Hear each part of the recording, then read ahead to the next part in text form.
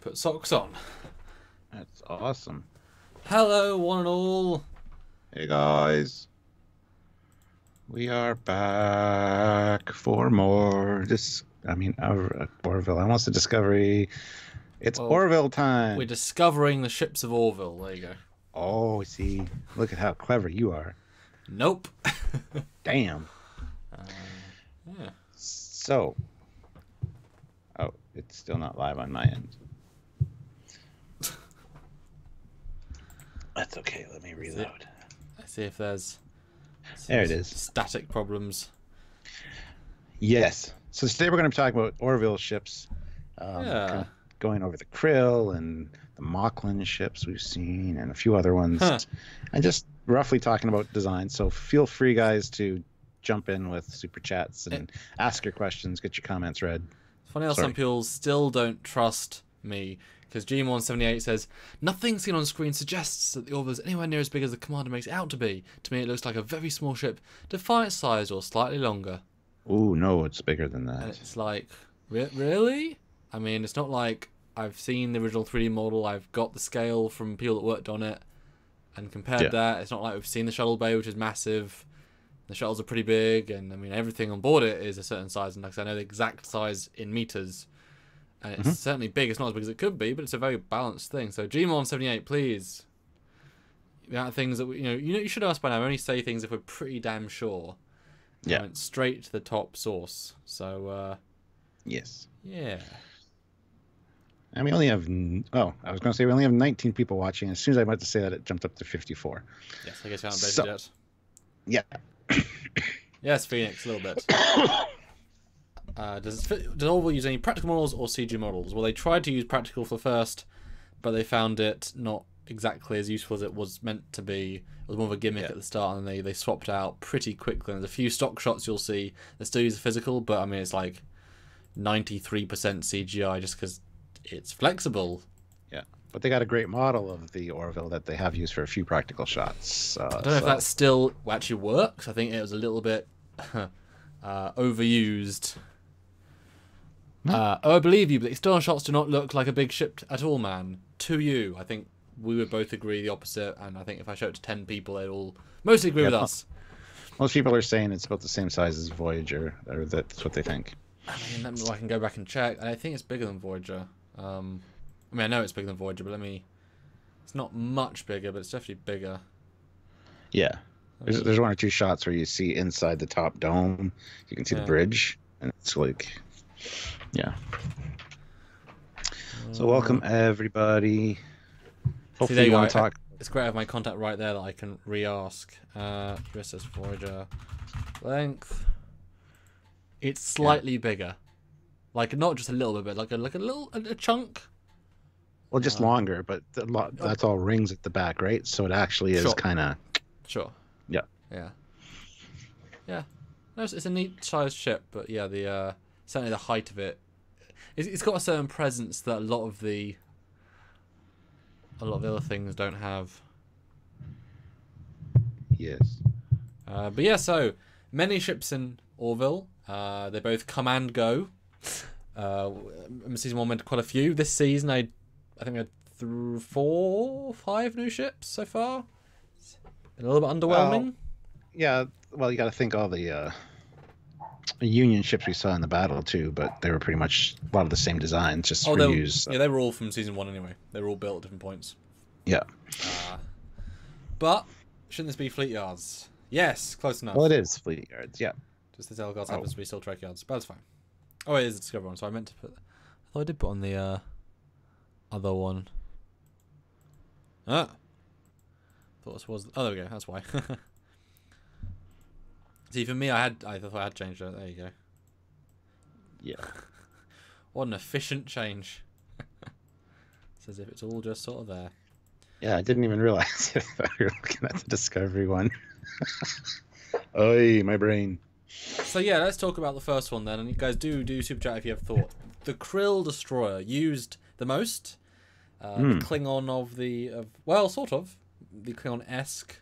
Although actually, let's go summary. So, what are your general thoughts for alien spacecraft in Orville and just the art design in general? general thoughts on just the design? I guess the approach of the universe as to designing new ships, and what do you think about? I think it's really well done, actually, well handled, because they all have that kind of space at the back for that ring type quantum drive technology. The Krill have the spikes that go back. The Moclians have the kind of like the fins at the back of their ship. Yeah. So it's kind of keeping. I didn't even consider that, but that's interesting. Yeah. Huh. Yeah. I mean, we see Nice some ground vehicles and stuff on Alora's planet. Not ground vehicles, but like hover yacht things. Yeah. So there's a few different designs there. The fighters, I don't think, have the quantum drive. No. Well, the Union fighters. I mean, we're only looking at alien ones today, but the Union fighters do have a very similar back design. As do... I'm sure they do, and the shuttles. They have that ring, right? Yeah. But the Krill ones is what I was talking about. They don't look like they might not be able to do the quantum. Yeah. Good catch there. I never put that 2 and 2 together there. I dig it. Good job. Yeah, absolutely. So just sort of loading up all the other ones. We saw a couple of weird ones in season. I mean, even this one, kind of whale-like one, also had a back piece that elongates out, and the other one, less so. That's an ultra simple model. When they had a massive space battle in season 1 between 2 opposing forces, where Brutio, whatever his name is, the blue guy, made them fall in love at the end. The 2 enemy races. Oh, Rob Lowe. Yeah. Rob Lowe, yeah. The Kalon ship looks like a salad spinner. Yeah. Okay. A little bit. I think the Kalon ones kind of look a little bit. They're supposed to be reminiscent of like a Borg sphere. I don't know. They're weird to put your finger on because it's just a very, dare I say, one-dimensional design. Like, it's not. But I think they are just meant to be big guns. Yeah. But should we start with the Krill then? Let's start with the Krill. Have you shared this around yet? No, that's a great point. I will do that. You go do that. And I will reiterate the importance of super chats, as will the moderators, because it definitely helps out the channel, and it makes sure we see your question or read your comment. If you have any thoughts on any of these designs. I know a lot of people don't like a lot of the designs in Orville. I actually have a friend from my model club that refuses to watch the show, even though I know we'd absolutely love it. He refuses to watch the show because he can't stand the ships because they look like spoons. I don't think they look like spoons. I think they look more like almost like a dandelion fluff, some kind of organic kind of seed pod thing. That's what I get from the Orville design ships. But speaking of the Krill specifically, I love the fact that they almost look like a praying mantis. They've got the same shaped front section, much like the head of a praying mantis, and then the things that stick out look like the legs. And they're very insect-like. When we saw the fleet coming in at that one point, excuse me, looked like a swarm of locusts or something, which is kind of intimidating. So I think it's a fantastic ship design. A Romulan-esque vibe from the Krill ship designs. Even the color speaks to that. So, yeah. So, guys, let us know your thoughts for sure. Is the Krill ship bigger than a TNG Romulan warbird? I very much doubt it. We've seen it kind of head-to-head with the Orville. You can see it. There's a lot of windows there. They went for that same kind of Romulan to Deridex look, I think, with the. Not really sure how big it is because the windows that line it they're quite numerous, just like on the front of the Deridex. So I mean, by this sort of scale shot, it looks to be about 4 times the length of the Orville, but then that top fin is very long, which in itself still wouldn't be Deridex. Deridex is pretty damn big. Yeah, it's getting close there, although diminutiveness is very variable, and but the Orville herself, I think for me it's very much like a squid, an organic, living, elegant shape, rather than a spoon. I mean, by that same law, I'm sure they also hate the Voyager. 'Cause it looks like a spoon to them. You know what I mean? I'd have to ask him what he thinks of Voyager. I think he's not a fan of that as well. Well, yeah, but... must hate Voyager. I'm sure that person hates J because the nacelles too spindly. They probably hate the Constitution class because the pylons are too spindly. Probably, there's so many just things that you can hate if you really want to, but they're all sort of designed. So I have now shared around. But this one's quite a chill episode. I mean, the thing about Orville is that while we can talk about it, there's no depth on any of these ships, so we can't analyze per se. We can just sort of. Somebody made an interesting comment on the one post I did for this live. They said, I think it's kind of funny that the Krill shuttles look exactly like the Krill motherships, and he thinks that's a little bit of a jab at the bird of prey. Oh, interesting. Being various sizes, but the exact same design. Very small jab there at the Trek. I actually really like that. That is also, I've been annoyed by that, honestly. Well, I think they did it on purpose, though. I mean, and we got two super chats. I'll get to those in just a second. But I just wanted to point out, too, that the Orville shuttles, they seem to me, again, very organic, but they're more like a tadpole. Some kind of small creature. So I kind of like your analogy of the Orville looking like a jellyfish. Mm-hmm. But I get more of a seed pod kind of vibe from it, like almost like a maple key. It's got the head on it and then the little spinny things at the back.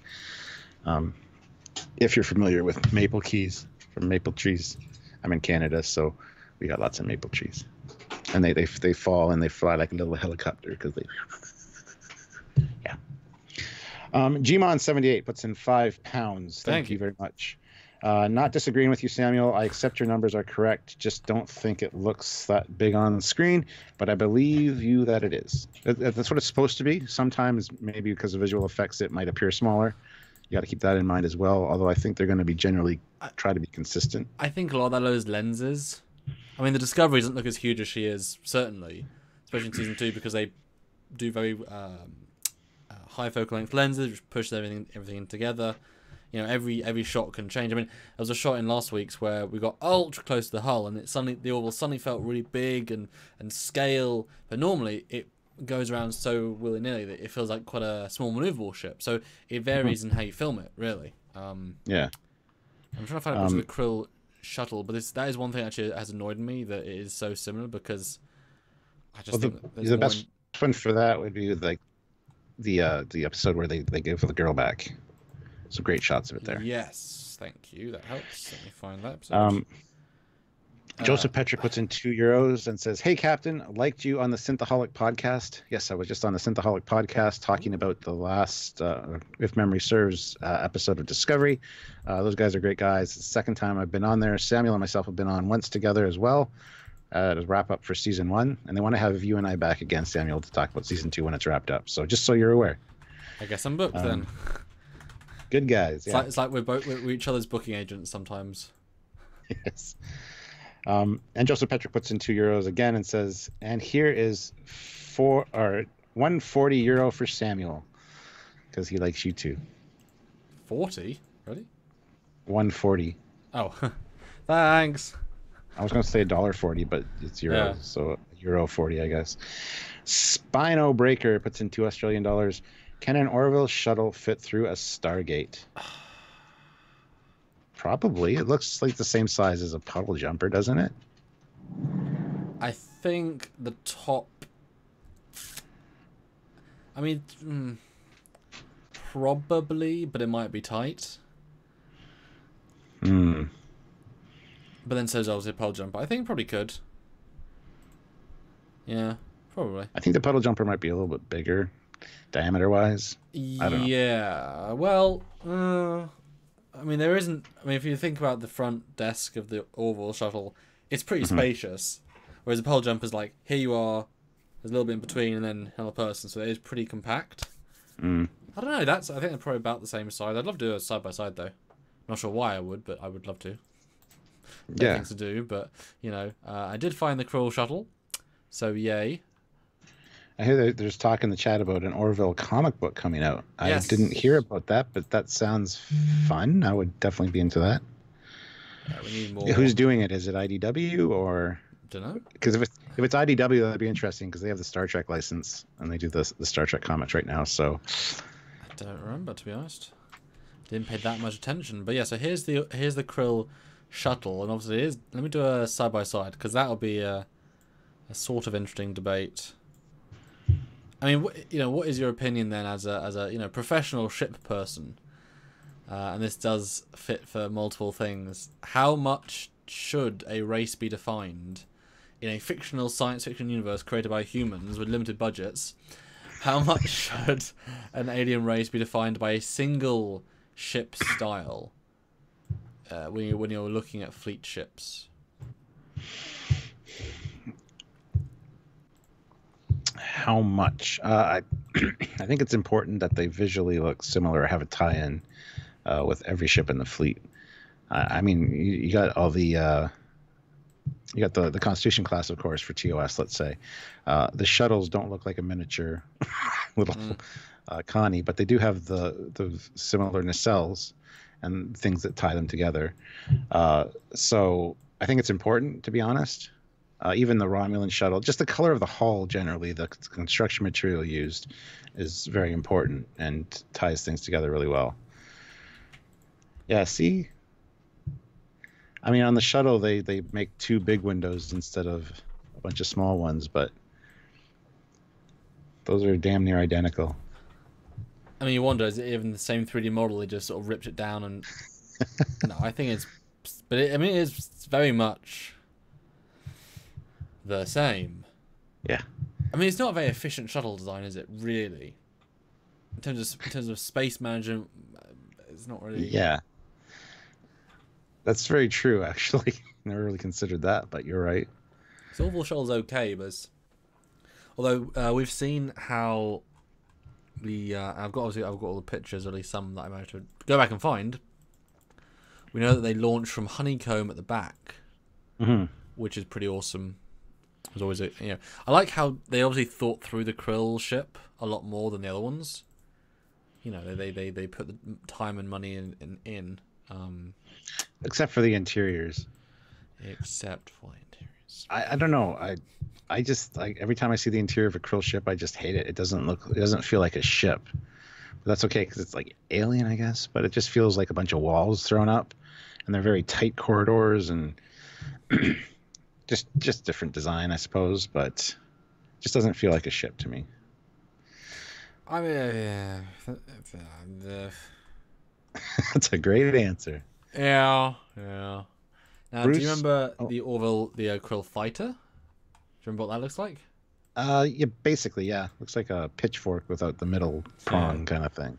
Well, here it is, and it was kind of hard to get a good shot from the battle, but there is a moment when we get a clearish close-up, so let the stream come in. But I mean, it's definitely different, way more aggressive, and it does. I mean, obviously we love different variation of styles in these fleets. It'd be great to do like even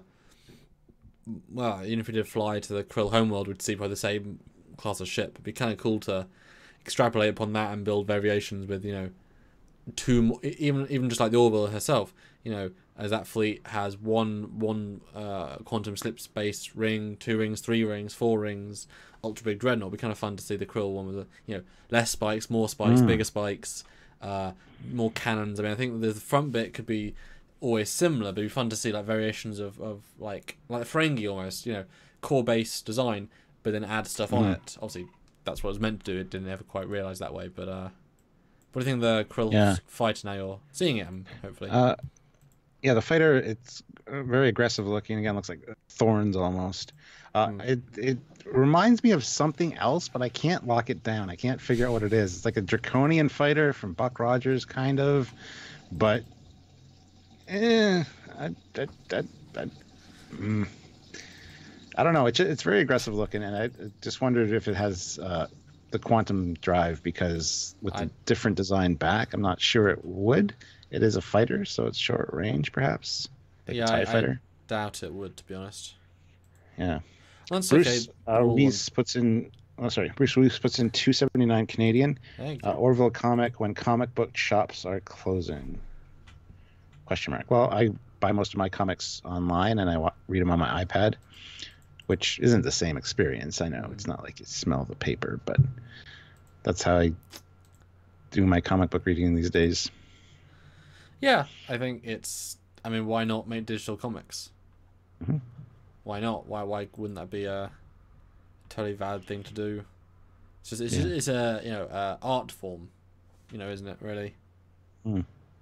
I think the Krill fighters also remind me a bit of the new Cylon ships with those 2 points out the front. Maybe that's what I'm. It just looks very similar to something else I've seen before. Yeah, I can see that. I do have a spanner to throw in the works. Of course you do.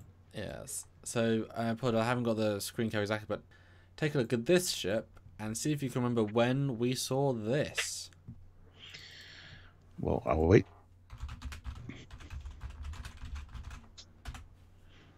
Take a look at the picture when it queues up on the live.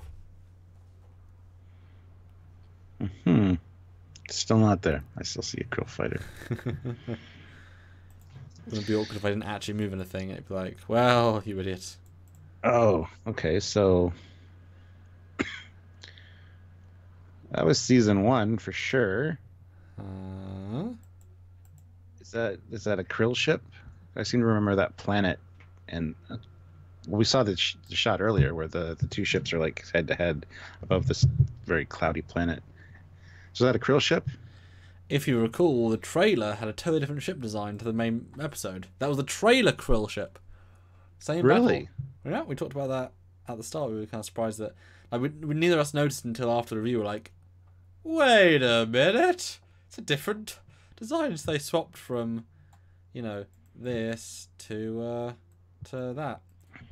Wow, that is weird. Which one do you prefer? Because they're pretty different. I prefer the one we got, actually, like the Daredevil style. Yeah. Because it does have a Daredevil feel from the front. It really does. Yes. That one looks more like a hand weapon of some sort, like a double blade kind of thing, which is similar to the fighters. It's like they didn't change the fighter design because the fighter design was based to look like that almost. Yeah. Doing a side by side here. I mean, that was an amazing thing to get away with, to completely change your villain. I mean, theoretically, you can just replace the model. It's not the most difficult thing in the world. Every other setup is the same, but all the shield impacts and stuff will have to be redone. Yeah. Well, they could be saving that as a bigger ship later on, a bigger Krill ship that we see, like a dreadnought or something. It's totally a valid design, although it definitely feels very different. I mean, maybe the fact there's so much negative space also was saying to Daredevil. It's less. It looks less like a ship than the one we got. It also feels a lot bigger to me. Feels like a Nausicaan ship. I can see that. What do you guys think? Yeah, I completely forgot about that, to be honest. Yeah. Like the OG Krill ship, an energy sword. It doesn't feel as imposing as the one they went with. It just seems kind of like, meh. So I'm more than happy with that decision, to be honest. Absolutely. And the fighter's called a Krill Marauder, apparently. Like a Ferengi Marauder. So they're definitely... Oh, sorry. I was going to say, even the Marauder applies more to a fighter than Klingon, or the Ferengi ships, to be honest. But yeah. While Identity was good, I mean, this shot with all the, all the Krill coming in as a fleet, it was weird to see all identical ships. It does very much feel like a copy and paste situation. I was expecting to bring a dreadnought, one single capital fleet ship, and then have some smaller ones, because it's like, it's a lot of the exact same ship, and maybe they intended that. They just didn't have time or budget to do it, so just duplicate. But that does look like a swarm of locusts coming in. It really does. Yeah, it's certainly aggressive. They do make it sort of clear that they're pretty damn powerful. I mean, they come in and do wreck shop in comparison to the Union, which is like, oh dear, oh dear,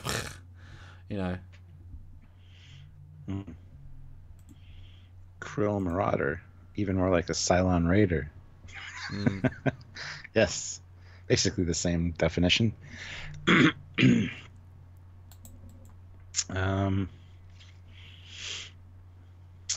Hello, y'all. SC, all I could already this month. Oh, Super Chat, all I could this month. And I'm glad to have. Just wish I could poke and prod the Wraith ship at them. Yes.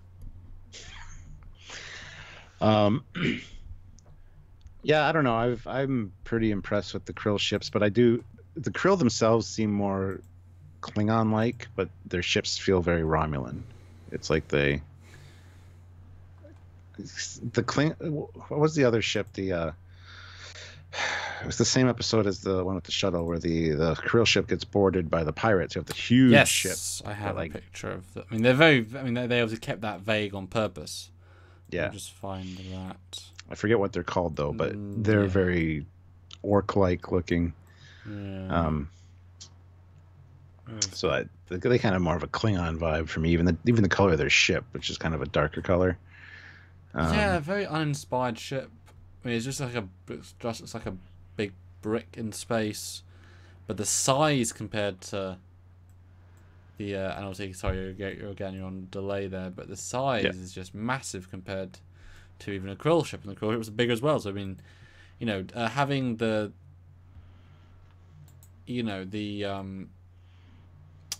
bigger and a bigger and a bigger ship sometimes works. You'll be very careful with it because you can overdo it, you can underdo it, and it can just be for the sake of it. Mm-hmm. But having a fun reveal of the next bigger, that we haven't seen before, I think was very effective actually in that one. Although a weird choice for an alien ultra big bad, but good for sure. Yeah, and even the Union ships, I do like seeing the Dreadnought, which is a little bit bigger, and then the smaller ones with 2 rings. I think the Union fleet's actually well fleshed out, and I do want to see like a chart of all the Union ships side by side. That'd be cool. Well, there is one in the book. Should I get that? I don't have the book yet. Probably should get the book out. Yes. It's pretty. It's very pretty. Yeah, that's one I need to pick up for sure. It's good. But yeah, I'm looking forward to seeing more Krill ship designs. Unless they're all going to be just different sizes of the same design, kind of poking fun at the bird of prey. I like that idea. Yeah. And we're kind of suckers for ships, obviously.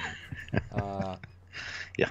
But if anything, the Dominion are a great example of how you diversify and yet keep it very familiar. 3 classes: the standard, easy to kill, the cruisers, and then the battleships. Well, the cruisers are actually 3 variants of cruiser technically, but when they went to CGI, they only had 1 because they made 1 in CG, so it's like they became 1. But then you feel a very distinct power structure, so it really benefited from having the Cardassians and Breen that diversify the fleet even further. Same with the Cardassian, Keldon, Hideki. If only the Keldon was made in 3D. But here is the fleet together, and you can see the size, and as you can see, Dreadnought's pretty big. I love that Dreadnought design. There's even a single ring ship there. There is. That's cool. There's actually 2 single ring. There's a very small one and a normal sized one. Yeah. Huh. Yeah. That's cool. I forgot how cool that Dreadnought looks. I really like that. I'm a Dreadnought guy, I guess. I just love them from all franchises. Well, let me find a picture for you, and we can discuss it further if you like. Okay. Well, I'll read a super chat in the meantime. Oh, if we have one. Steve the Gamer puts in €5 and says, "I don't watch Orville yet, but I love your streams and videos. Greetings from a German guy living in Belgium. Thank you, Trekyards. Live long and prosper." Well, thank you very much for the super chat, and thank you for watching. Hope we don't spoil anything for you with Orville, but you have to watch Orville. It's good. I think we're encouraging watching. Mini sport. Yeah, I mean, we're giving a flavor, aren't we? Flavor of the universe. Definitely worth a watch, and just enjoy the ride. It's very like enjoy the ride show, Yeah. It's definitely it's fun to watch. It's entertainment. It's just escapism. You just enjoy yourself for an hour. Somebody after I scheduled this event, the very first chat, or the comment was, "Oh, good, more Borville from Trekyards," in quotations. It's like, well, it's Fleet Yards, and why do you need to comment that kind of stuff? Like, really? But anyway. Because they have nothing better to do. You know, it's amazing how busy we both are and how busy we could be if we did everything. So it's like, I mean, I don't have time to even reply to all of our comments, let alone do snarky, mean ones. It's like... Exactly, yeah. It's like, you have that much free time to put dickish comments. It's like, oh, okay. Yeah. I don't think most people are as busy as I am. And that's just a thing, but it's like... Yeah. Dean puts in $5. Thank you very much, Dean. Thank you. I know y'all said YouTube skims 30% off Super Chats. Does Patreon do the same? I think I'd like to be a Patreoner if that's better. Thanks again, by the way. Patreon has a small fee, nowhere near 30%, though. Patreon's a much better way to support the show because it's a monthly thing, and it's kind of... Backbone. It's what we know we're going to get each month. And guaranteed. We are going to be upgrading the Patreon perks and stuff soon-ish when we have time. Once the editors are actually in doing stuff, that will free up a lot of potential time. Yes. Patreon's great if you want to show your sort of continuing support, but I mean, we love the conversations that Super Chats allow for chatting here, having questions, and that's really fun for us.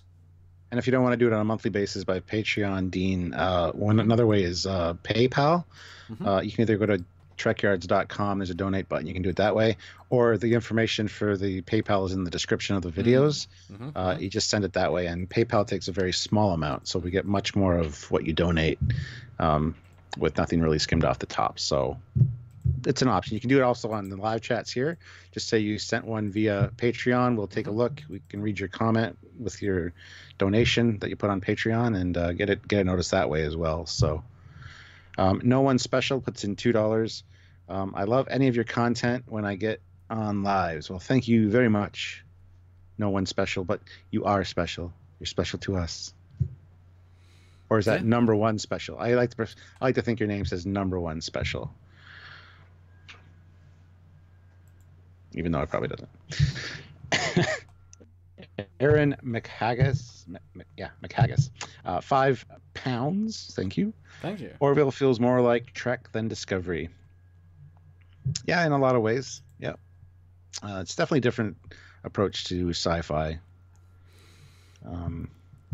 Although it's interesting, it's trying to be Star Trek in tone. Discovery's not trying to be Star Trek in tone. Yeah, they're trying to do something new. And that shows, I think. That shows with a lot of the issues that have been cropping up since Discovery started with the fan base. So, damn, that's a sexy dreadnought. It's pretty good. But yeah, this one wasn't done by the original team. This was built directly for this episode. I'm assuming they, screw it, we'll do another one. It's definitely not a kit bash in any way. It's 100% new. A lot lower detail. Although bigger ships, when the windows are so small, what are details at that point? But it looks meaty. It looks like a shark to me. Like an aggressive shark. Yeah, I do like the elongated rings at the back. Not as curvy. I think that really makes it have that, shark kind of vibe to it. Oh, I love it. I need a model of that thing. It's weird. It's not as good looking aesthetically as the Orville, but it's one of those, again, greater than some of its parts. It comes together like this is something. This is a ship that can kick ass. It's not like, ooh, a beautiful ship. It's not what it's trying to be, Exactly, yeah. Yeah. I do wish that all the Orville 3D models. I'd love to do some animations of Enterprise D meeting this ship at all to the correct scale. It'd be fun, Stuart. It'd be fun if only. That would be really cool. If only. So if anyone has built Orville models of perfect quality of everything. Perfect quality. Yeah, I'm pretty high up in my in my hopes for quality. Yeah. Yeah. So do you want to talk about the Moclian ship at all? Yes, so I have some pictures of Moclians. Whichever one's next on the list. We just might as well hit them. Yeah. I don't think we're going to do 2 hours for this live, to be honest. I'm thinking probably an hour, because there's not a lot to talk about, really, unless you guys want to super chat and hang out and ask us questions and stuff, feel free. But I mean, again, we're testing. Otherwise, it's not going to be a typical 2-hour live, I don't think. Yeah, we're testing the Orville again. This is again, we didn't do much Orville. We're trying to make up for that by doing a few cool ones. And it's just Orville fans can come and join and hopefully support the channel, even if we take a hit. As we expected last week, we did amazing. But here we are again, trying to make y'all happy. Yes. And I just saw the Halo Master Chief Collection is coming to PC. That's awesome. I will absolutely play that. That's annoying. I should use some time. I'm going to download that. I want my Halo, Stuart. Sorry. I need my Halo. I need my curry. What? What's that from? Red Dwarf. I need my curry. What? I like my curry. Yeah. I know it's horrible. Shut up. Oh, you're trying to be Lister's accent. Yes. Here, Sylvia can do it really good. Do it. Runa, I need my curry. Right, that helps more being a better accent. Yeah, because I'm awful, so just ignore me. I couldn't even remember what... I didn't even connect it with Lister. I was like, which trying to be? I mean, I think you were like a 2 out of 10, so it was like a 5? Didn't quite have the richer tones. But yes, the Moclian ship. I was going to say something dirty there, but I'm not going to. Why? But do you know what I mean about the ship? I can probably imagine what you mean. Do you want to say it? Audience, Super Channel, say it. There you go. It looks like a dustbuster. It's got a handle. Yeah, well... A mini vacuum. Yes. It also looks like a whale. You referred to that earlier, and it's got that kind of darker color. I kind of know where you're going, but you're an awful person. I would never say such a thing. I don't think... Okay, now you're blown out of proportion to make an effect. It's not like... Oh, well, I don't know. It's interesting. There are normally conventions when it comes to designing alien ships. Warriors are aggressive, there's visual weapons. I mean, this is very smooth, very abstract, glows, but unhelpful glows. There's no obvious bridge area. Like, it follows a lot of those other tropes that there's other races in Orville. And while it is totally unique, it's also quite dull, which is a weird, like, they've done that a few times. It's like it's something, but it doesn't quite, With the way that front is shaped to look again like the Derridex with the window lined up, it's almost like maybe this was an early Krill design that they kind of scrapped, but said keep the model. We might be able to use it. It's just not aggressive enough looking. We'll use it for another race. I don't know. But the orange along the back looks very much like an eye, though, like an evil eye. So what you're telling me is that in the script it was originally a Krill, then it became a Moclian, but really it's a Krill design the entire time, stolen by a Moclian renegade. Oh my God! No, we're not talking about the bird of prey. So it's really a Krill design the whole time, even though it's canonically not, and it's the wrong color, and the weapons are different.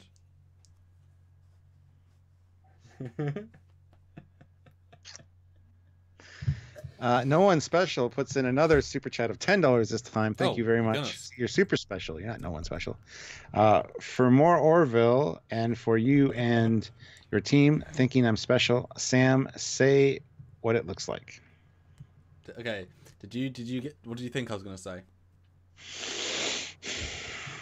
Something that belongs in the top drawer of the bedroom. No, I was just going to say a sperm, with the long sort of elongated bit in a very concise way. No, I wouldn't have even thought that. Because the Orville's not sperm to me; it's a whale. But that one, okay, change the color. It's more like a sperm. Well, the Orville looks more like a sperm. To be fair, it's the same color even. Yeah, but that's what I mean. If you change that one to the right color, then it'd be similar profile. But the fact that the things go up doesn't quite fit. It also looks like a giant turd. The Moclian ship. Now the Moclian shuttle. Yeah, let's see the shuttle. I like that this one's not just the same ship again. This one is both boring and interesting at the same time. So I like that it's very clearly the same, but it's definitely more... I think it fits them better. With the harder edges, the grooves of the head. The other one's a bit too smooth. This one I think is a better Moclian design. Slightly heavier feeling. I can't talk about it because I haven't seen it yet. Well, it'll be up in a few seconds. There it is. Yeah. It's interesting. I do appreciate the fact it doesn't look exactly like the parent ship, the mothership, if you will. I do like the lighting along the bottom, like the pulsar grav lift, whatever that would be. I don't know. And the grid work on the side, probably a deflector grid, some sort. See, breaking this stuff down. We do try. We do try. We are very trying, yes. Shuttle looks like an oversized mouse. That's what Marshall says. Yeah. I mean, I think they do a good job at simple 3D models and yet interesting. I mean, they're very sort of functional looking, but at the same time, they're not filled with detail. Where you would assume Moclians have visible cannons, but I mean, you can't say it doesn't take from the Star Trek approach of everything's inside the hull, nice clean lines, a bit of detail. It's for its benefit and its detriment, I think. Mm-hmm. Although the opposite of that is this ship, which was a cargo ship from season 1, filled with box detail, as I think you would concur, and I know you like this sort of thing so much more. Waiting for the thing to catch up. I'm waiting for the vibe to catch up. Yes. Yeah, I went back into the season 1 screen caps to try and find. That thing. Yes. That's cool. That's like a ship of the week from TNG. Mm-hmm. More like the Merchant Man. It's got a lot of surface detail on it, which doesn't have the protective, nice shiny hull armor of like the military or the whatever force. I like it. It's not as boxy and as brick-like as you think I would comment personally. I do appreciate the design of the nacelles or the engines, whatever those are. I think it looks good, actually. I mean, we could figure that quite a number of different ways. So, yeah, it has a. I mean, I not do the Star Trek thing, but I think I'd change it 25%. I think it's a little too flat. Add a visible glowy engine on the top, make that slip space, whatever it is. But it's yeah. I wouldn't be surprised if this is a ship that one of the 3D team just happened to build on like a weekend a few years ago and was like, oh, this is just a ship I built. Let's use this. Yeah. Because it's just sort of panels that are grey with but it's got a certain charm to it. Feels more like a Star Trek ship, just with the way it's designed. Yeah. Dean Prater puts in $2 and says, "Sure, but how's your American/Canadian accent, Commander?" The thing is, though, what American accents? There's so many Americans, and there's French Canadian, there's Canadian Canadian, there's Vancouvian Canadian, there's stereotypical Canadian, and so Stuart was doing one of the harder, right there, whatever accents. You gotta have like a saying that puts you back in the accent. And Jay's asking where the Admiral is. She's sitting over there. Say hi, dear. Hi, dear. See, so that's where the Admiral is. So. Gmon78 puts in £2. Did I miss a Union fleet size chart? I was driving. So. I guess I'll have to bring that back up again. £2. I'll put the effort in. I'll put it in there. We need to get a good scan of that so we can use it. Yeah. There we go. Yeah. Wait, I need to be on the OBS, which is see not in real time rather than delayed. Oh, obviously pretty small, but yeah. No, it's See, you gotta like a big. What is the battleship class? It is big. Should always have something that's a big ship. Yes. Yeah. Yeah, I gotta pick that book up. I completely forgot about that. That's why the Excalibur works really well. I think the fan design, it's just like a really big bulky sovereign, but it's just that's what it is. It's a big bulky sovereign. Yeah. Wade Smalling says, "Commander, you're best at the southern drawl, I presume, or I promise." Probably. Do your southern drawl. Remind me. I'm not gonna remind you. I'm not doing it. Honestly, the cadence doesn't come to mind as instantly. Don't know. Well, then I can't help you.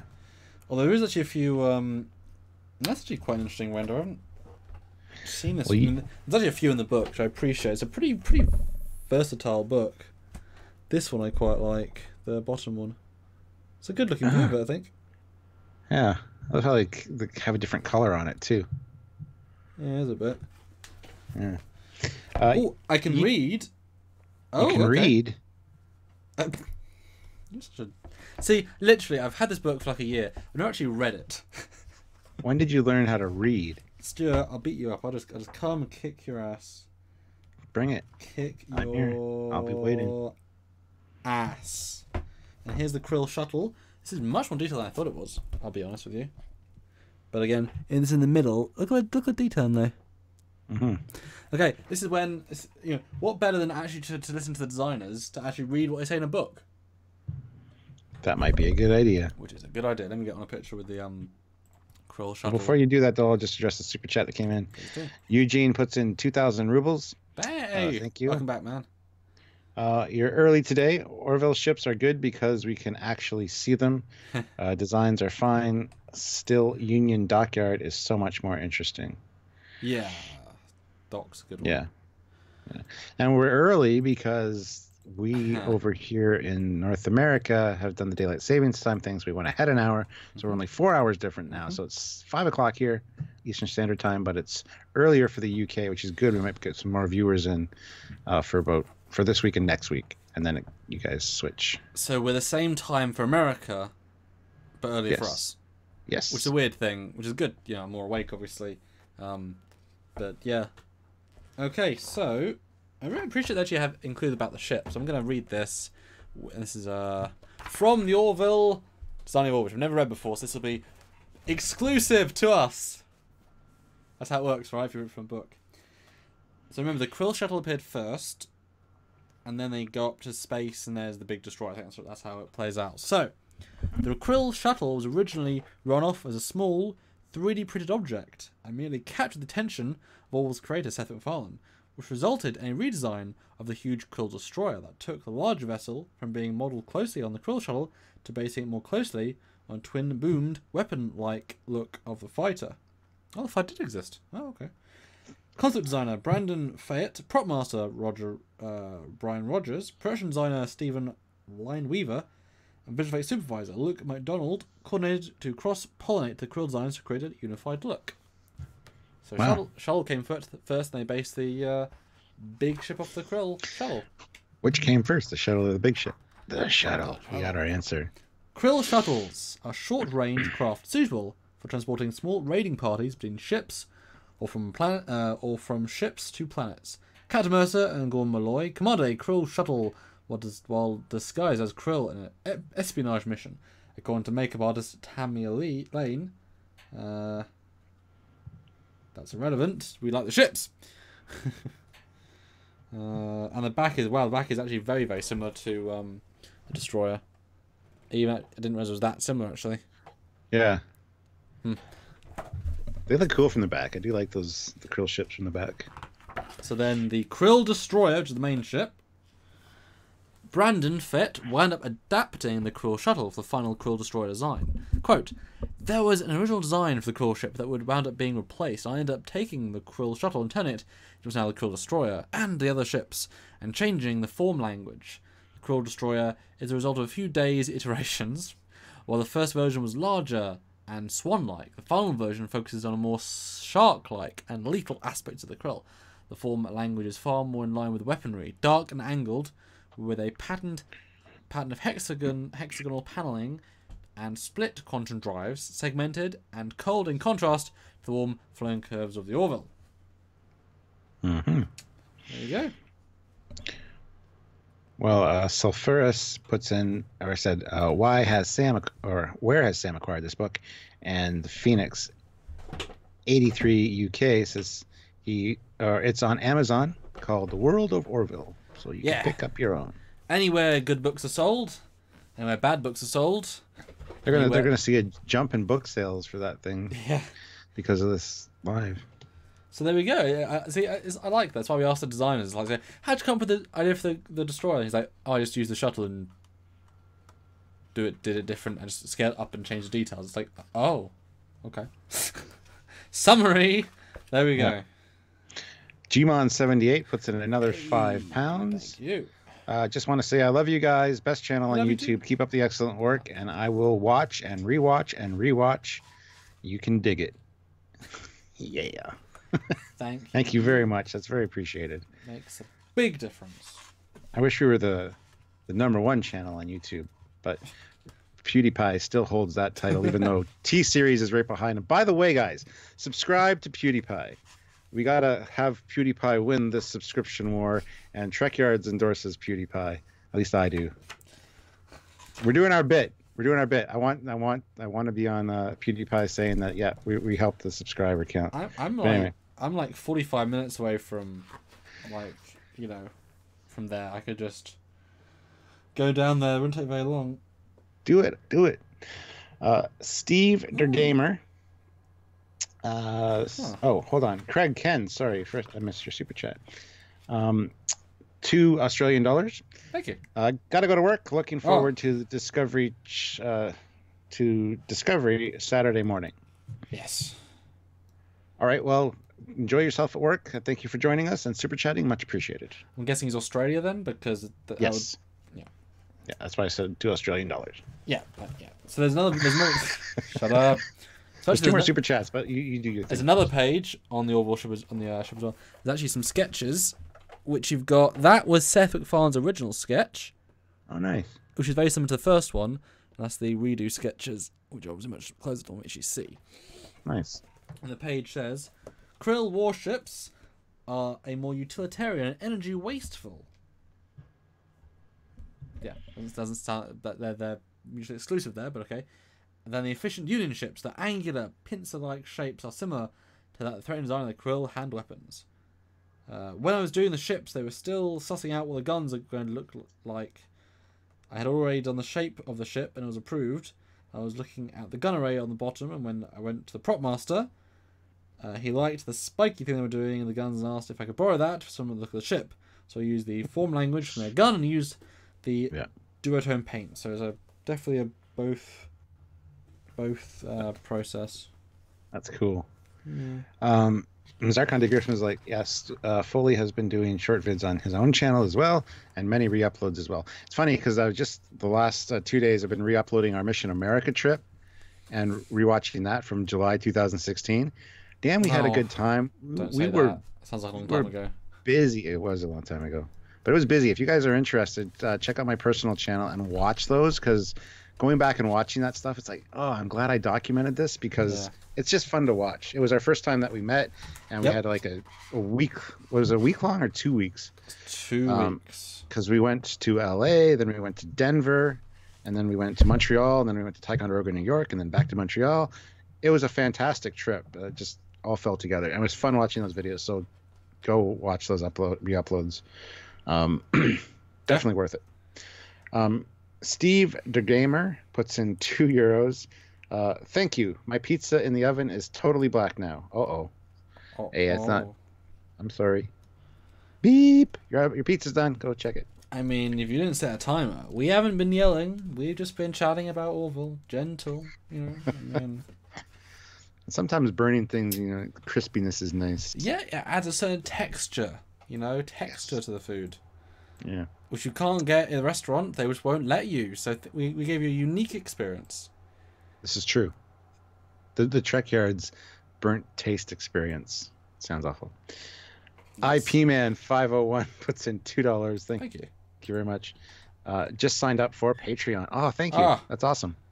Much appreciated. And for all the Patreon members out there or future ones, we are going to be reshuffling the Patreon rewards thing and perks. So we got a $15 from Dean Prater and a $5 from Matthew Ritchie, so we're just up to 20, which is a lot. Wow, thank you.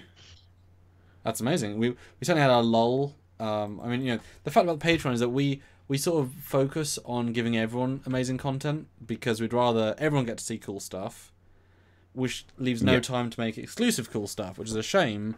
But we're working on doing some cool stuff. Yeah, it takes so much time to make what we do, and we'd rather focus on the Saturdays, improve the quality, get more guests. So it's really, really tricky.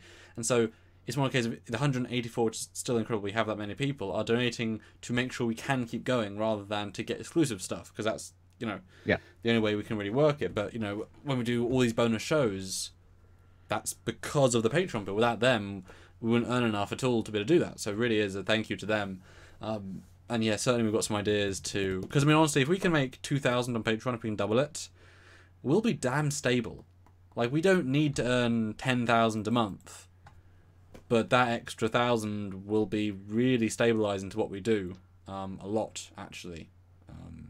Yeah, absolutely. So keep that in mind. It's not unreasonable. Lots of other channels do a lot more. So yeah, just thank you for those 2 people that got us to... obviously we're close to 1,000. Well, almost close to 1,000. 927. Hey, if anyone of you want to help us get to the 950 in this live, that'd be cool. Yeah, absolutely. But do what you can. If you can't, that's understandable. But yes. So yes. What are we talking about now? Well, I have another ship. Now, do you remember this ship, Stuart? The very memorable ship. Oh, is it memorable? Is it? I don't know. Probably not, because I don't remember it. It is the... it's the Bruden ship. It's those guys. Oh, okay. What's the ship look like, though? Oh, this. I do not remember that. Yeah, that's a weird angle. It's a little fighter thing. Yeah, it looks like the original sketch that he did for the Krill, Seth MacFarlane did for the Krill with the 3 front prongs. It does. We like that design. We're going to use it in something else. So yeah, this was in the episode where the war happened, the massive shootout with the 2 races, and then the guy, like I said, made peace by making them fall in love. The other ship though was more interesting. I felt because you saw it easier. It's kind of the whale ship. It's on the screen now, and then. That's it, but not very good angle. Better on the screen. Super ultra simple 3D model, but actually it's pretty effective considering. That's a cool looking design, actually. Yeah, space whale. I kind of like the hard edges on that as opposed to the more curved of the Union fleet. I would agree. Huh. That's cool. Captain is bored. No, I'm not bored. I'm just tired. Yeah. I haven't had enough energy drink. And we did do filming today. And like I said, honestly, this is more of a chill, like, to see how many people would just join in to talk about Orville ships. They appear, but they kind of do what they do. There's not really any fleshing out. And just because you're all here and you're Orville fans, tomorrow's live. Yes. At the same time, 5 Eastern Standard Time and 9 in the UK because of the... Daylight Savings Time is going to be about the last episode of Orville that was on last week. So we will talk about that live tomorrow. If you guys are interested, please tune in. Yeah. Ooh, that's Alara's family yacht. Yeah. Yeah, it's a nice little luxury craft. Again, it's the Star Trek approach of clean lines, simple, smooth, nice. There's really something to be said for that sort of gentle approach, Mm-hmm. Yeah, that was a really cool ship. It impressed me. I really liked it. But it's more like a personal family yacht kind of thing. I think. And they love. I like the interior sex. It's just like a 30-minute build of plastic and then a green screen and then a dome. You know what I mean? But sometimes windows can work, but they're so contextual. When you invent a universe where windows are a thing, hey, that's all good. But we're going about windows, but yeah, the main cabin of that looks like the top of an Ed 209 from RoboCop a little bit. Yes. But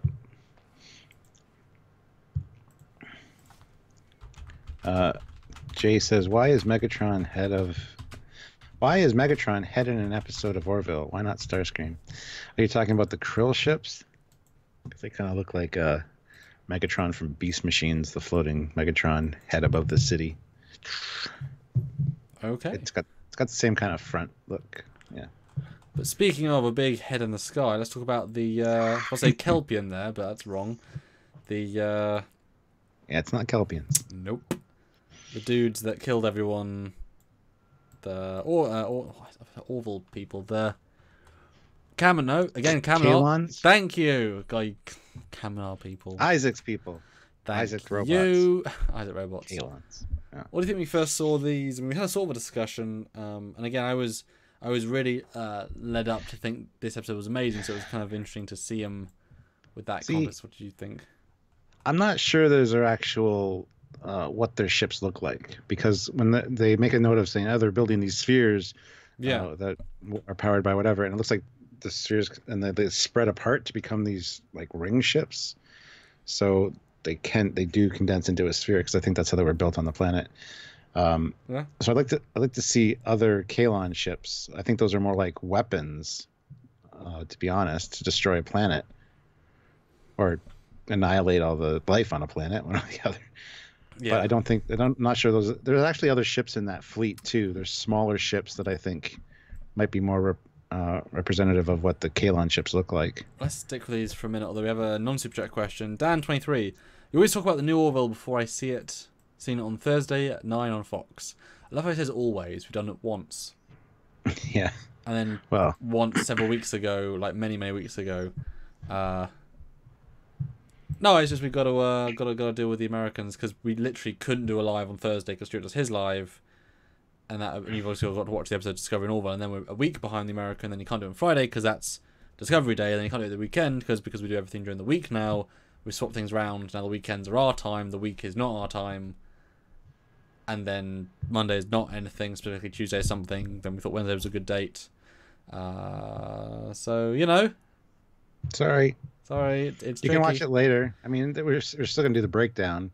It's live. You can't super chat or whatever, but you can watch it later and still get our review of it. So, IP Man 501 puts in another $5. Thank you very much, IP Man. Thank you. Any chance to get the designer or designers of the Orville ships to do interviews on Fleet Yards? Love the interviews with Andrew Probert, etc. Samuel? Yes. Moving right along.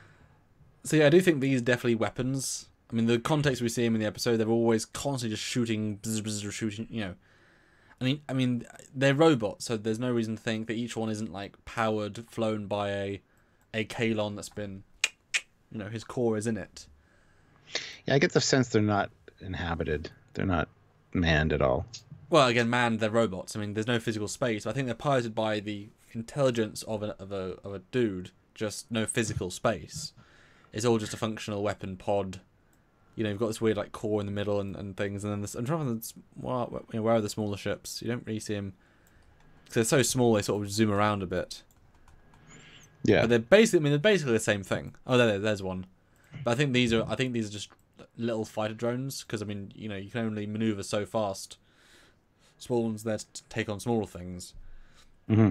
But I mean, there is some rationale for why then they took the Orville, because they needed they want to have a physical home base, a ship base to go and take, and obviously to get through the lines.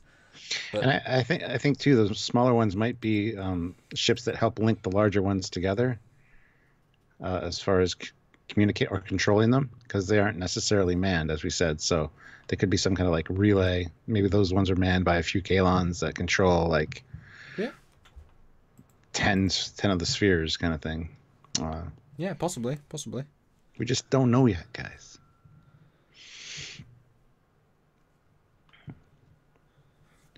But yeah, IP Man, I hope that answered your question. But they're definitely opposing, but they do feel so functional, it's hard to take anything from them. And again, if they cut and paste, it would have been kind of cool to see like some being built in construction, or like we said before, like get a sense of they really are a link in a chain. So individually they have a certain level of super powerful laser beam, but it takes quite a few shots. Like there's this whole thing where they destroy the Hawkins, was it? It would be kind of fun if they had like multiple hits individually their beams aren't that powerful, but they come together as this big line of ships, and then the energy passes through them, which would make sense based on the design, and then creates a super death beam. Then you've suddenly got these, like the opposite to Prometheus. It's multiple ships that can come together to form something more strong.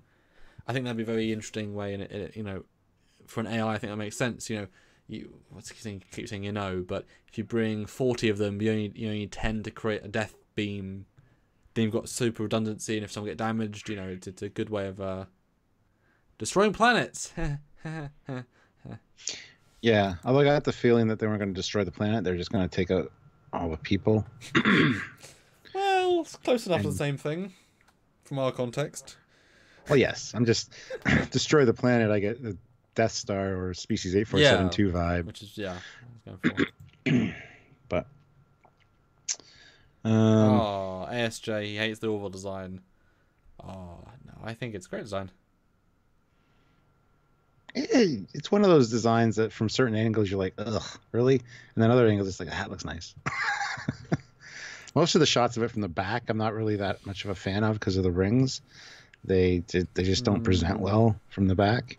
But the flyby shots, like that 3/4 as it goes by, is really nice, I think. Yeah, well, it's nice how different it is, actually. It's difficult to find so many new shapes and so many new things. It's amazing how all these shows can keep finding new shapes. I mean, they can't...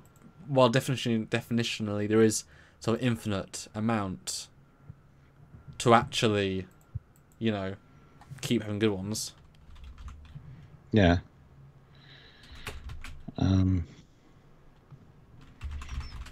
Just trying to think of any other ships to talk about. Ooh, we did look at the pirates that raided the Krill, right?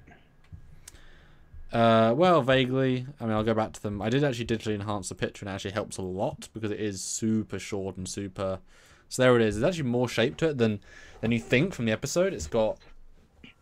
I think I could probably sketch out roughly what it looks like, but it's really just a brick in space.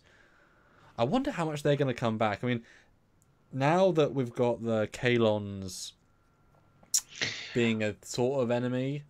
Yeah. Now they've got two enemies on two different fronts, maybe, sort of, so there might be a reason why they're more inclined to talk. I have a feeling that the Krill might be trying to use the Union to get rid of these guys and get them off their tails.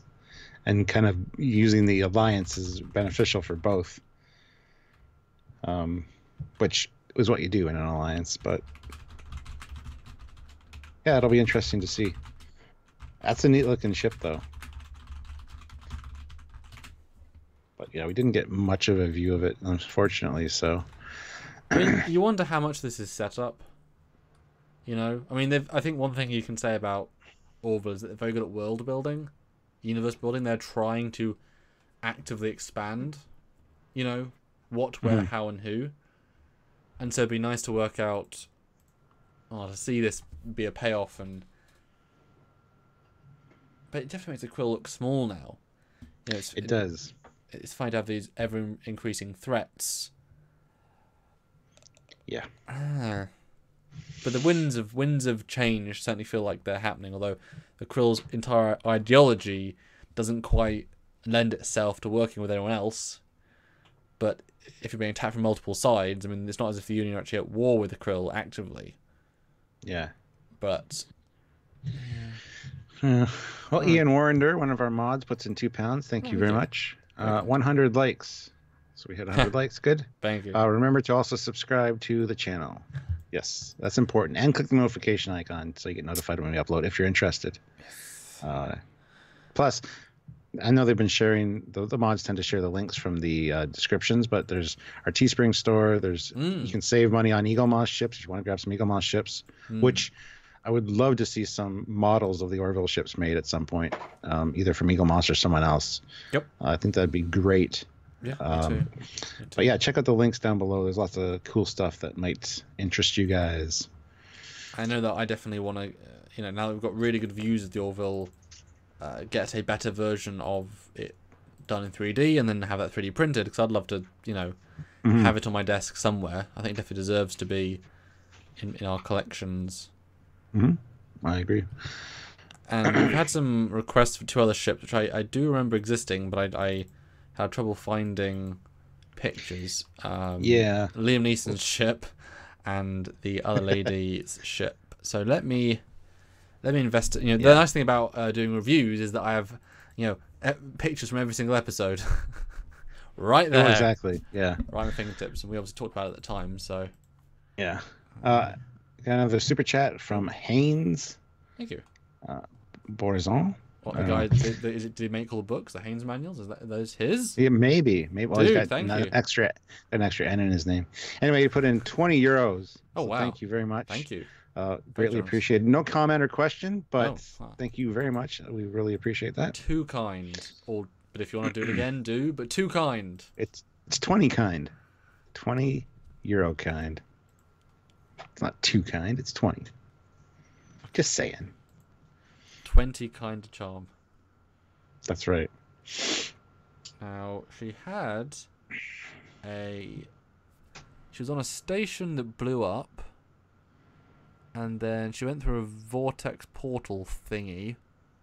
Mm-hmm. I remember there was a ship there. Kevin Eschleman puts in $5. Thank you. Love you guys. Keep up the good work. Well, thank you. We love you guys too. You guys, you are smart. You make us go. And you especially that goes super chat. We don't know who you are, but we love you especially. That's how super chats work. Yeah. So this is the one from that episode, the future ship. And again, brilliant concept. Of the Orville was meant to blow up, and so they saved it so it could be in a museum. Just, a collector. Just a gorgeous concept. And there's the ship, and it's definitely, it somehow feels so Orville, which I think is kind of impressive when you break it down. And when you get to it, Stuart, you can comment. I will. Phoenix 83 UK. Stuart, your jokes are so nerdy and / dad jokes. Keep it up. I try. I am a dad, so it's my job. And I have no jokes, so we rely on you, Stuart. Well, you're a walking joke, so it's fine. I can't discern much. Actually. Sorry. It's funny, but it's such a dick move. You know I love you. You know. No. Okay. Not really. I know. Anyway, it's hard to discern much from that picture of that ship, to be fair. It's huge. Mm-hmm. It's huge. But again, it looks like organic. It looks like a tree trunk almost, with like branches coming off of it. It really does. They tend to go for that organic feel in Orville. I mean, have you ever seen a ship like that before? No. Yeah. Maybe it's just like a colony ship. I mean, this is so far in the future, who the hell knows? But maybe they carved this ship out of a space something. Space tree. Space. Yep, space tree. And put a lot of windows. The Orville team does rely on window maps a lot for this show. Maybe that's where the space Keebler elves live. They make cookies there. Yep. And all the windows, anyway. all the big windows are actually docking ports to, send out their shuttles unload the across cookies, the universe. Yeah. Thank you, Keebler elves. It makes sense. So Eugene puts in another 500 rubles. Thank you. Hey to the Iceland. What does that mean?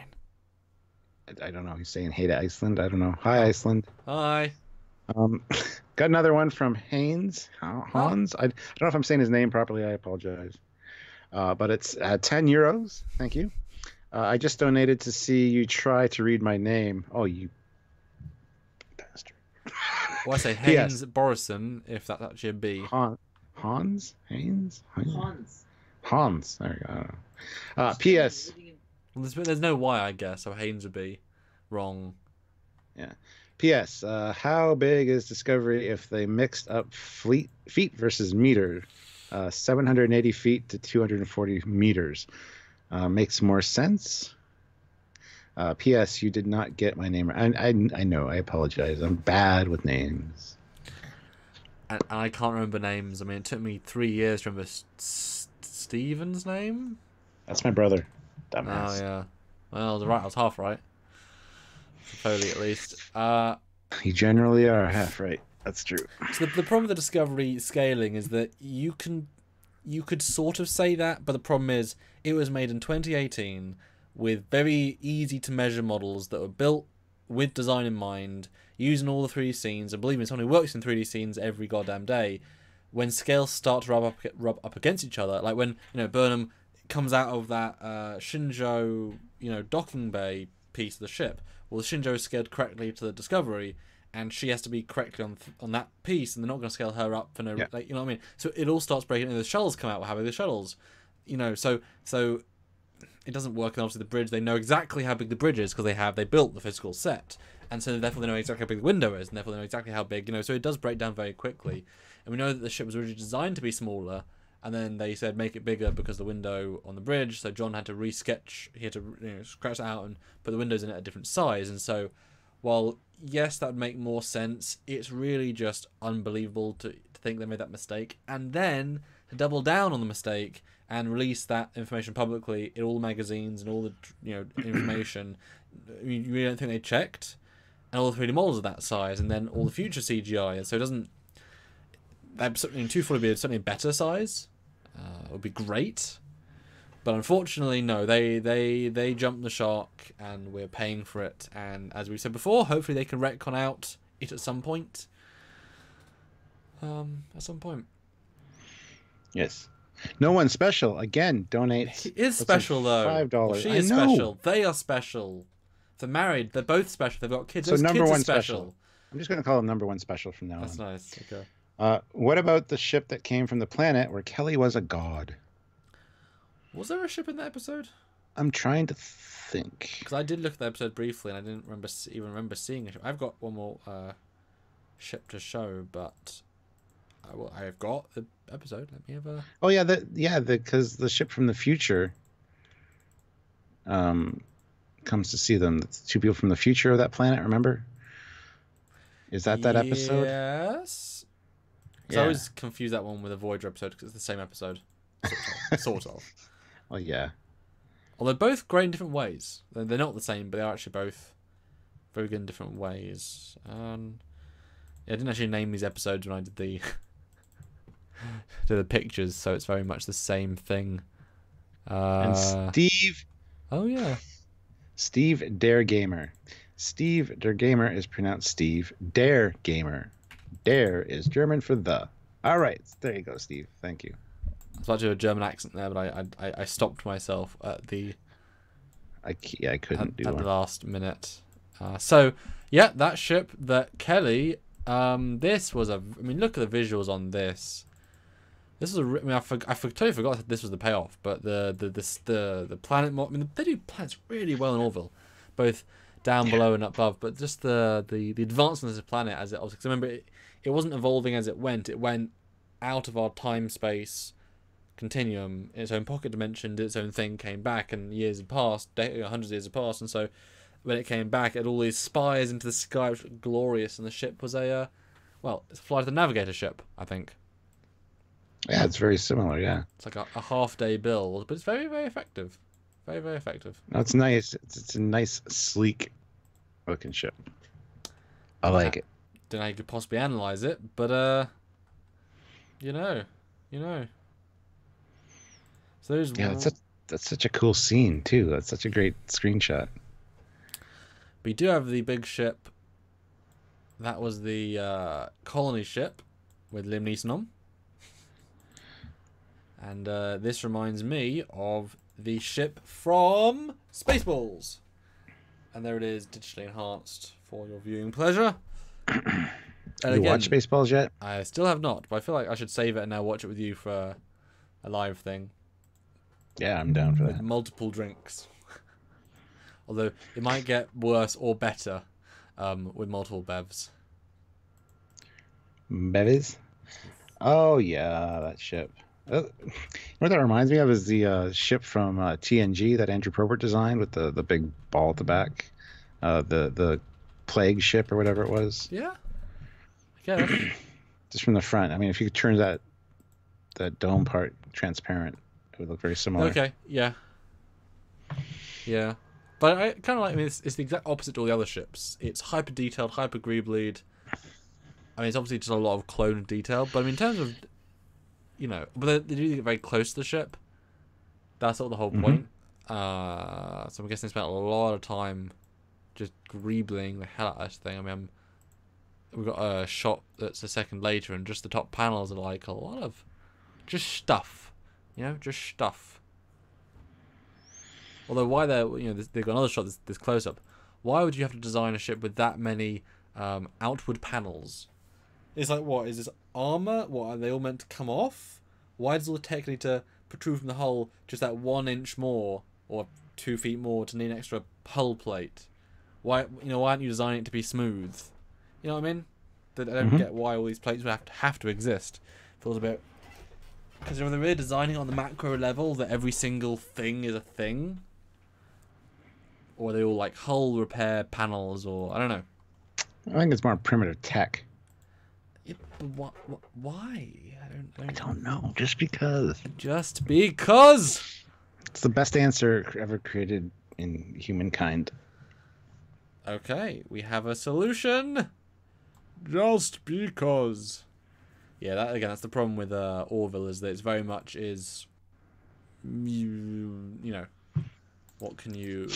Yeah, it's very much surface level stuff. So I'm excited to explore the Krill more. I think they've got a lot of potential with the Krill. I mean, the makeup's absolutely glorious. Although I'm kind of disappointed by the Moclian ships and their limited, you know, we thought they'd be the race to have more visible guns and, you know. Well, I think that might have been a science ship because they were transferring the engineer over. So maybe there's like a more military type ship for them. Who knows? I was going to say, do they actually have science vessels? But I mean, why wouldn't they? I suppose. Yeah. Yeah. John Harrison puts in £2. Thank you very much. Sam, how much do you watch Orville? Because it does Sam. What? Sam, how do you watch Orville? Because it does Sam. I don't think there's anyone called Sam in that show. Yeah. Steve Dare Gamer. I got it right this time. Cool. Dare Gamer. Dare. €2. Just because. Exactly. It is the best answer ever. Or why not? Just because and why not. They're both up there. They're top shelf answers. Yeah. And I've used them often. Many times a day, in fact. Lizzie Smith. Trekyards is a very specific set of skills. Many ships and P90s. Boom chicka boom. So, Phasers. Okay, so we've pretty much gone through the entire plethora, including the one-offs, and thank you guys for reminding us. How would you then... Oh, I just found another shot of the... which I never saw before. The... Oh, that's weird, actually. You'll appreciate this. It's the... dudes that attack the Krill ship. It's a long shot of the shape. That's the shape of the ship. Huh. This is the orc-like creatures that attack the Krill. Okay. I can't see it yet. There it is. No. Yep. Yeah, there it is. Can you zoom in? I have already. Oh, well, then I'm still waiting. Oh, look, there's an explosion on... Do do do do do do. Do do do do do do do do. Waiting for my zoom, because we're not watching real time. There's the zoom. There's the zoom. There's the zoom. Okay. There we go. Wow. Look like a set of horns. It's not what Looks like one of the Sona ships. Yeah. It's pretty much what I thought it was going to look like, but it doesn't equate to anything, does it? No. That's a space orc ship. It's like, okay. I think it's flying away from us as well. I think it did a hit and run and then comes back. So that's the back of the ship. Again, keeping that things trailing behind for the quantum drive, perhaps. I don't know. There is when we see it above the Krill ship, it is that way round. Is it? Mm-hmm. Oh, I thought it was the other way. Sorry. That's fine. What is this ship? What? I'm confused. Well, I can't see it, so I can't help you. I think there was 2 ships that attacked them because the Yeah, I think there was multiple ships. I think there was some fighters. Yeah, they're actually really interesting. Well, kind of interesting. Fighters. They're more pincery. Huh. See, you learn stuff live. Although they're bigger than fighters because the Krill fighters are attacking them as well, causing explosions. Weird. Huh. Number one special puts in another $2. Ah, Thank you very much, number one. Sing it, Sam. And then they put another $2 and say, "Sing it, Sam." Oh yeah, I was singing. Thank you. I was trying. Sorry, we forget about the real timeness. Okay, so I want to ask you. I think we'll close out the Orville stuff and then we can ask for fan questions. But how would you then order the one? Again, pretty much everything. What would you give was your favorite alien ship, least favorite, and I'll credit. Okay. Favorite alien ship. Favorite alien ship. I'm gonna have to go with the Krill, the main ships. I really like their design. The points at the back are really cool. Yeah. So that is the answer for that one. Now my least favorite one. Yes. Is gonna have to be that big tree trunk ship, but that was a one-off. So we're not gonna go with that. Future ship, but yeah, good. Okay. I'm gonna say the Kalon ones because I don't think they're ships necessarily. I think they're more weapons. They're specifically designed to just destroy. So I still don't think we have a feel for what their ships are like because I'm sure the Union has seen their ships before, and they were reading those things being built and they didn't recognize them. That's true. So yeah, that's where I'm gonna go. The Kalon ones are the worst. I mean, it's funny. I was about to say, well, why would they need ships? They don't go off the planet, but obviously they need to get to us to give us Isaac and such, so they must have had something. Unless we ran into their planet and they're like, no, because they've never been to Kalon, remember? Oh, that's right, yeah. Yeah. There's a whole mystery subplot. Things that make you go, Anybody in the chat, can you remember the show where the host said, things that make you go, If you can, I will give you some kind of reward. I don't know what it is. Joseph Patrick puts in €2. We need a duet. Orville's soundtrack is excellent. What are we singing? Well, I'll send you the Orville soundtrack and you can pick a song and we can, there you go. Oh, it looks like we got another Patreon. Oh, my goodness. The name that I can't pronounce. Oh, my goodness. That's a $10 super or Patreon, so thank you. Thank you. Wow. That's a hell of an Much increase appreciated. already. Much appreciated. Now 936. Kind of cool if anyone wants to help us get 950. That'd be kind of cool. See, it's funny. I think most channels pimp their Patreon. I think we don't deliberately. We mention it at the end of videos, but we don't really. We should because it is so important and it's lacked a bit. But it's like we don't. Don't know why we don't. If everybody we usually have about 150 people that tune into these lives. If everybody put in $1 on Super Chat or not Super Chat, $1 on Patreon a month, we'd be like, hey, that's awesome. If all 46,000 of our subscribers on our YouTube channel put in $1 a month, I think I'd be pretty happy. I'm just saying. And no one would notice. Yeah, it's $1 a month. It's less than the coffee. What's that in actual what's that in? What is that? $4,000 a month? Oh, you said $1. Yeah, before. So I was thinking cents. I was thinking 1p. I was thinking the lowest common value. But $1, $46,000 a month. I think I could live with that.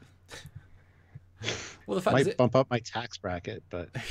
Well, the thing is, if we did get that sort of support, though, we would do trips all the time, because we would have we wouldn't need to Indiegogos. We would do cool things. We'd commit. I mean, fuck, if we had that money, we'd commission 3D models from all sorts of shows just to have episodes, because why not? Do something 4K probably. Have both of a studio set up with green screen probably, and certainly make it. And that's $1 each. We'd build a full-size Constitution class ship in orbit. Might not have the power core for it, but we'd start building it. I got the captain's chair already. Got the TOS captain's chair. I could start with that. Build the base down and kind of like a Mega Bloks Enterprise, only large scale. Yeah. It's just That is something to think about. Arsenio Hall. Thank you. You guys know. You guys are old. You know. Arsenio Hall. Things that make you go, hmm. Yes. Yes. Yeah.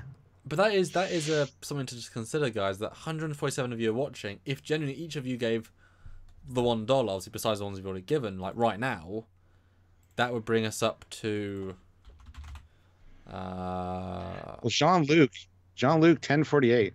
So I don't know if it's a Picard, but he says, "Man, I love when to see you guys. Man, I love you guys. When I see you guys together, it makes my day. So thank you. Thanks. That makes us happy. And it is fun to do the live thing because you do get the genuine chemistry. That obviously it is edited in the episodes, and we are more careful with how we say it because we want to be concise, we want to be formal, we want to be all that stuff. This is much more a genuine, beyond the slight delay. It's live. But if 140 of you gave right now, we would be at 1,080-ish, which would be great. That would make a difference just with that. Or more. I mean, if 140 of you gave $5, I mean that, you know what I mean. I'm just saying there is this thing of so few people. Haynes, what? I don't know how to say your name. I'm so sorry, but he just put another €10 super chat. Or that is just so many Patreon things. Crazy man. So Hannes Thorez. Hannes Thoresen. Hannes Thor's son. I'm so Hannes Thoresen. I did Japanese. Hannes Thoresen. Okay, there you go. Hannes Thoresen. When will we get an Orville musical episode? Is that not something Seth MacFarlane would? It absolutely is, and I would love to see it. P.S. Been watching you for years and making it up now. Oh well, much appreciated. Thank you. It really. But yeah, I could totally see an all musical episode of the Orville where they come to a planet where they only speak in music or something. Oh yeah. And they got to compose songs, talk to them, and it's their stupid songs. Where they got to be like, "Help us have a peace treaty. Don't destroy us in orbit. Don't send your missiles because we have people and women and children." Or the crew gets infected with some kind of virus that makes them all sing. That'd be fantastic. Can you imagine Isaac has to sing? Hello, I'm sure he'd have a great life forms. I'm sure he'd have a great singing voice too. Oh, that would be. I'd want to see Bortus though. He'd be a baritone for sure. He's got that deep voice. When are we going to see a musical of Trekyards? That's the question. Today's ship is brought to you by the letter H. I don't know. Can we hire people to sing for us and we just lip sync? Yes, that's what we'll do. That'd be much better. I'll tell you what, guys. If we can get our Patreon to $2,000 a month for 3 months consecutive, we'll do a Trekyards musical episode, just talking about a specific ship, but all in song. There you go. IP Man 501 puts in another $10.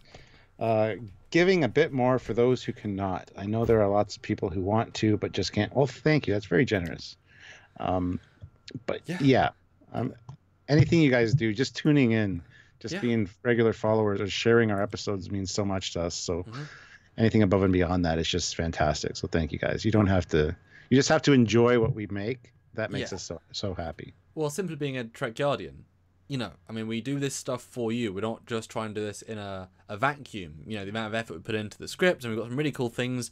We're always planning to get new guests, and we've got other guests we haven't even announced yet. It's always about trying to make content for you guys, and while we're not trying to be rich or famous or anything that's, absurd, just being able to support ourselves, our families, save a bit of money for a holiday, every once in a while, because that's part of life, is to not do work for a few days. So, the Patreon is amazing, and that's been our backbone, but Super Chats have really changed this channel, and those of you that give $10, I mean, that is 10 months of a $1 support on Patreon. Well, 7 because the 30%, but that's amazing. Like, that for us is like, wow. Yeah. Like a $10 super chat is more than some of our videos make in a month, which is depressing but true. And it's so you have no idea when we see more than a $5, it's like, oh, you're generous, mother effers. It's amazing, and anything is great. It is that simple. Mother trekkers, yeah, not mother efforts. So thank you all, because we don't want to stop. We don't have to stop, and we almost did. Oh no. War Bird What is it good for? Absolutely cloaking y'all. That's good. We could do that. We could. Every verse could be about a different ship. We could do this one song, but every verse about a different ship. Yeah. Hannes, I guess, puts in another 10 euros. Man, you're pressing us. Crazy. This one is for you. This one is for if you will not sing.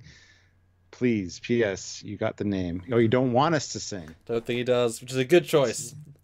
Yeah, good we choice. should have like a poll or a fundraiser. The want us to sing one and versus the not want us to sing to pay us. Although how funny would it be? And this is stupid, but it'd be funny because we had such fun refilming the original first episode of Trekyards, not the pilot, the first episode, the Roman and Bird of Prey. Refilm it again, but with our better standards, and that was a lot of fun. It'd be fun to refilm the exact base script, but have to sing each line. So it's the same episode again, but it's a musical. That would be a ridiculous and stupid thing to do. But the thing is, if it's scripted, it's a little bit easier to do and just try and make it musical. And then, episode 1, the Roman and Bird of Prey, episode 1, episode Bird of Prey, 2019, brackets, the musical. For patrons only. Gmon78 puts in £2 and says, I forced my son to subscribe to the channel. Well, thank you. Also force him to subscribe to the Captain Foley personal channel, because that would be helpful as well. And if you want to see great Trek fan films, support the Power 543 fan films. I definitely don't, ask to support my personal channel, because that literally is my personal channel. It's nothing about what we do here. But my fan film channel, I certainly think has stuff that everyone should be interested in, so go look. And we definitely want to do a live on Temporomally maybe next week. Got to do a promotional push for that. We were going to do it 1 week, but we had to push it back. Breaking news happened, which is great. Darish Devil puts in €5.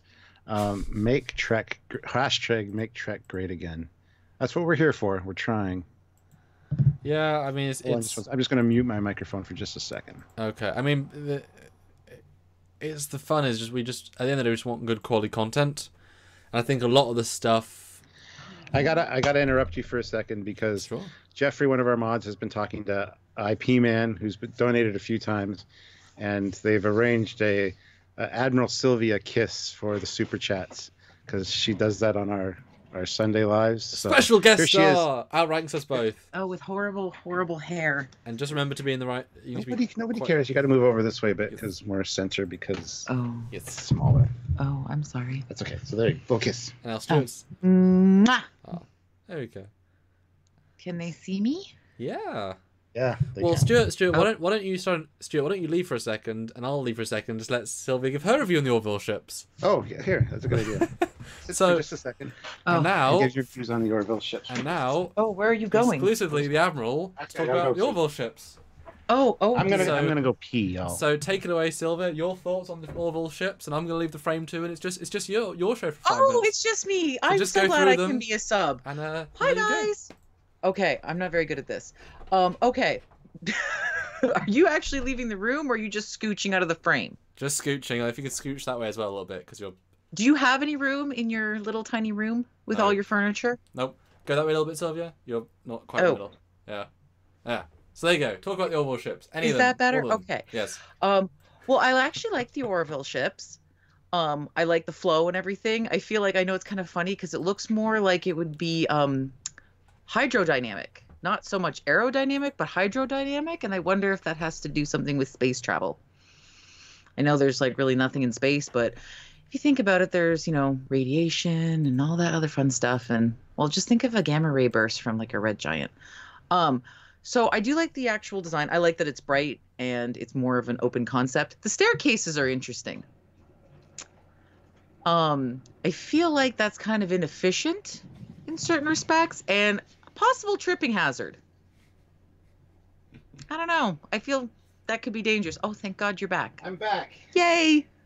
And the Krill ship. What about the Krill ship? Sure. Oh, the Krill ship? You know what it reminds me of? Some of the Lego ships that Christian used to build. Some of the ones he had because of the way that they're shaped and everything. From like the Bionicle series. The Bonconicals. Yeah! Is that terrible? No. Oh, okay. Well, yeah. It does have... Oh, yay! Organized super chat. Oh, yes, it's Joseph. He just wants to say for me. Mwah. And he spelled my name correctly. And he paid in euros. So that's worth more money in Canadian. And so did Ian. Yay, hi, Ian. Mwah. Yeah, it's actually not too terrible if the Canadian dollar is not at par with the euro or the British pound or the American dollar. It just sucks to get things shipped from overseas. And you can't get booze shipped into Canada. I tried. There's a gin I want. It's called Three Pugs from England, and it's bubblegum flavored. This is very important to me. Oh, look, Samuel will buy it for you. Samuel scooched back into the frame. Oh, nice. Well, yeah, I mean, you guys don't need to come down and we'll go up, just drink testing, just... Oh, I can hold my own when it comes to drinking. No, I know, but just like, just test all different things. Like, oh, you can say, oh, vodka's better, or this is better, or shit is better. Doesn't know, shit drinks. I should take you to a cocktail bar. Fan. So that could be interesting. I should take you to a cocktail bar in Bedford. It's good. It went from just being a normal bar to a cocktail bar, and it's like they have everything, and it's like, oh yes, and it's 2 for 1 every single night. So. Oh, it's 2 for 1 every night. That's bonus. That's cheaper than like Chuck's $4 martinis every night after 9. They're a little bit stingy on ice, a little bit too much ice, but I mean 2 for 1, and you can't ask for it neat. No. It's otherwise it'd be like this much. No, yeah, but it's fun. It means if you order one and your friend orders one, thank you, Jimon, and then you swap, and then you get 2 drinks that are different at the same time. Then we're trying to go through the entire menu. Me and Marie's like we went through I think 6 drinks. Only 6? Well, it's 12. Well, 6 each. Well, it weren't. Yeah, it wasn't a drinking one. Drinking. Oh, hi, Hans.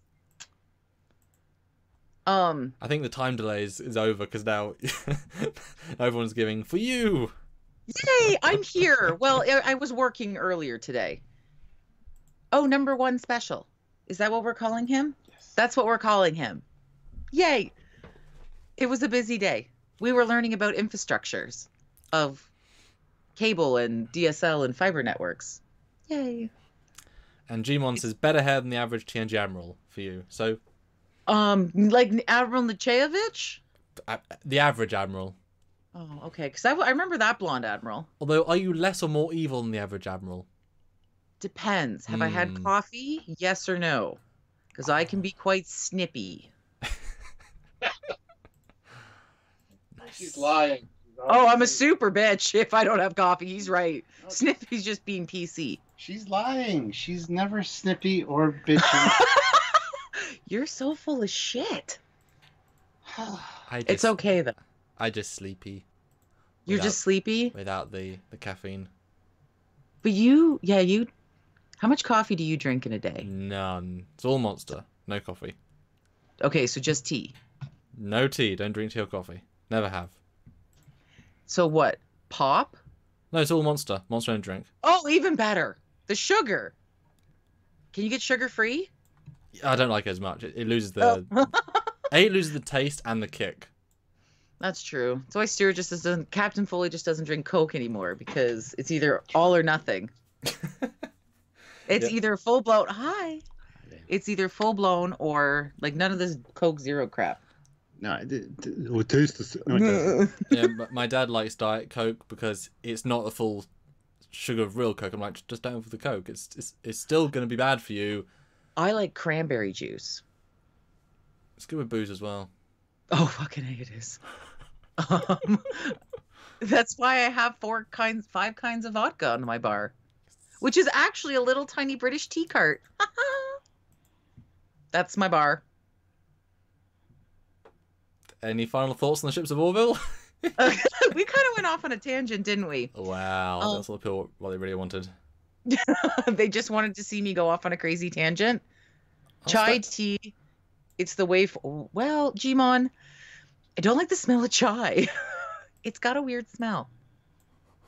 Okay, so Orville ships. Yes, no, I actually do like the Orville, and I like... Because, again, the staircase, I'm thinking a liability. The big open hallways, it makes sense. The dog's kind of attacking a blanket under me. The Krill ships are cool, but again, they have a very, Lego feel. Like, I feel like they should make a Krill Lego kit. I feel like that would work out really well for them. I'm going to step away from the camera and give this earbud back to Captain Foley. Oh, okay. Bye. Okay, love you all. Mwah!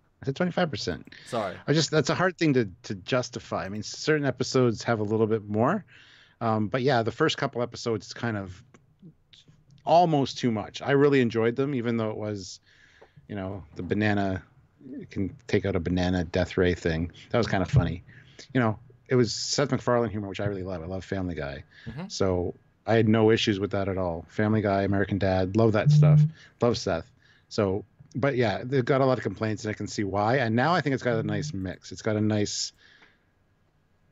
The pot has been stirred, and it's now nicely, just perfectly balanced. We got another €5 super chat. Thank you. Hey guys, if you fly Europe, America, use Iceland Air for a free stopover in Iceland, if for nothing else but play Cards Against Humanity with us. You got to come play Cards Against Humanity with me and Sylvia, because we got like all the packs. Although that being said, there's a new Star Wars pack that I want to get. Ooh. Yeah. Well, we could totally make a Trekyards one / Star Trek custom one. Ooh. CBS would kill us. Okay. And also, Bill Barkley says, by the way, there's another 2-part Orville episode coming up. I know, it was in my interview with Mark. Check it out. If you haven't watched the interview that he did with Mark on Saturday, go watch it, guys. It's fantastic. Thank you. And that's Isaac, in case you guys don't know. Mark Jackson, Isaac from the Orville. Really good interview. He's a really, like, he okay, I haven't... I can't post it, but yeah, just search Mark Jackson, Isaac interview. It'll be us. Or one of us. Yes. But yeah, the first episode of Orville is very much humor slanted. And then the stories really evolve as it goes on, to the point that it's far more story focused than it ever was at the start. So give it 3 to 4, and if you're not hooked by 4, it might not be for you. But I mean, to say it's the Seth MacFarlane humor style is really underselling it to the nth degree. Yeah.